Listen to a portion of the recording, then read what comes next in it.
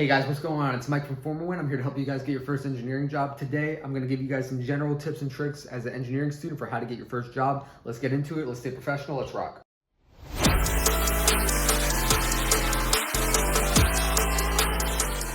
All right, guys, as always, feel free to like, comment, subscribe down below, as well as let me know if you need help with anything at all. My number is 305-923-8724. Again, 305-923-8724. Text me. I got the answers you're looking for, and I'll take care of you perfectly.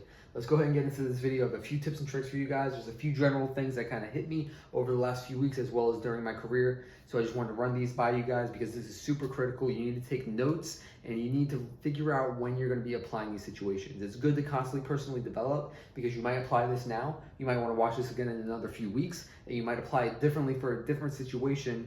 And you might think about it in a new way in a few weeks as opposed to now when you're faced with that current situation you're dealing with. It's just a case-by-case basis, but you guys need to be watching these videos. You guys need to personally develop yourselves, whether it's me, someone else listening, getting advice, getting coached, getting mentored. You guys need to take that to heart because that's such a critical thing that's going to apply for different scenarios, because you might have information right now with all this stuff or whatever it is you're learning, and then in a few weeks you might not have the information and you might not remember it during the time that you're actively trying to figure something out. So let's go ahead and get into this, and you guys need to take notes. So number one is going to be to make an impression.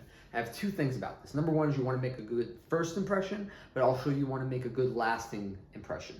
You guys need to figure out how you're going to play this. Number one is going to be if you're looking for a recruiter, maybe even your professor, because that's going to be a key you guys should be taking into consideration.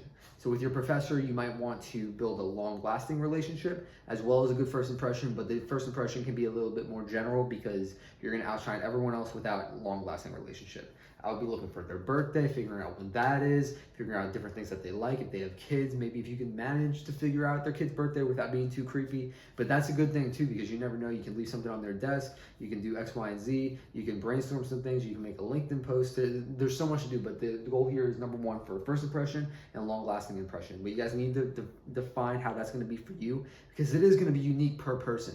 It's not a one-size-fits-all. It's not one answer for everyone, but the idea is that you need to figure it out. End the story.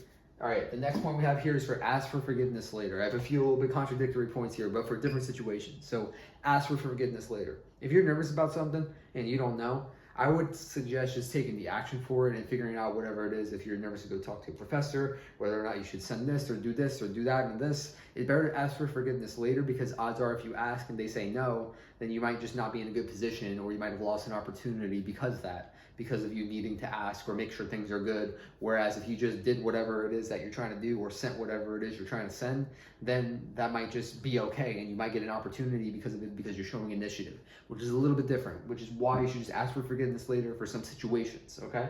Now, next one is ask first. This one specifically, over the last few weeks, someone asked me for a recommendation on a scholarship, and I think this is a bold move to do that without asking me, because I just got the email to do it for them. And that's cool, and I like it, but that's the kind of thing you should ask first. You don't want to just throw that on someone without knowing.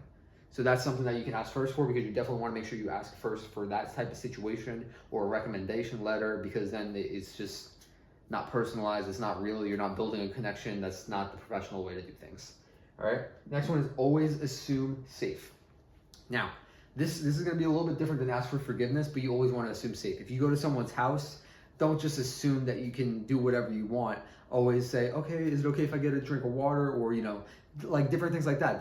That's just showing respect. Always assuming safe is just showing respect. And that's really what I mean by this. When you go into a classroom, assume respect. Don't assume you can eat in the classroom. Ask, and then maybe eat next time, or water or drinks. There's so many situations that this applies to. I mean, even when applying for jobs, even when talking with someone, don't assume things. Always assume it's safe.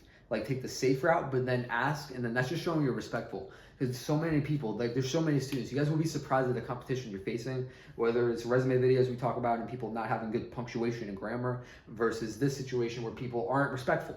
Some people aren't respectful, and it's actually crazy. So if you are respectful, you're already beating 50% of the competition. Now we just need to worry about the other 49%, so you're in the top 1%. But next one is don't be shy. Do not be shy. This is going to be the case for everything. Impression, forgiveness, ask for just all this. Do not be shy. You cannot be shy. You need to figure out how to get out of your comfort zone. Typically, shyness is either linked to not practicing or not being confident. So if you're shy, you either need to build your confidence or just get more practice and go talk to more people. If you're shy, just go to Starbucks and start networking with people. Go talk to 5 new people a day. End of story, that's it. Because if you're shy, then you're just going to be holding yourself back, because there's some opportunities that require you to go talk to people. And if you approach it weird, or you're out of practice and you don't know, and you're kind of shy and you don't know what to do, then you're not going to get the opportunity. So that's why you guys need to figure this out. These are super key points here. Get a coach, personally develop for the rest of your life. Let me know if you need anything. I'm here for you. Let's rock and roll.